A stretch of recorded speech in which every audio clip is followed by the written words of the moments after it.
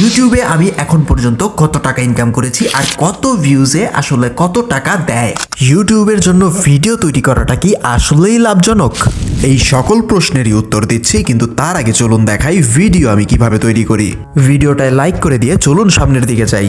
আমার ভিডিওর ক্যারেক্টারের মেইন 3টি গ্রিন স্ক্রিন আমি অলরেডি তৈরি করে ফেলেছি, যেন আমি এই 3টা যে কোনো সময় ব্যবহার করতে পারি।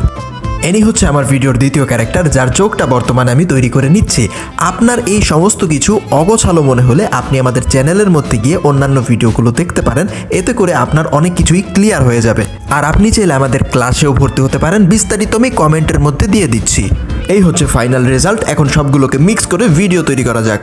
ফাইনালি ক্যাপকাট অ্যাপ্লিকেশনের মধ্যে এসে আমরা প্রত্যেকটা জিনিস একে একে জোড়া লাগাবো। সেটা হচ্ছে দোকান, দোকানের মানুষ, দোকানের উপরে যে কড়াই থাকে, দোকানের মধ্যে যে খাবার থাকে, প্রত্যেকটা জিনিস আমরা আস্তে আস্তে একে একে করে সেট করে নিব।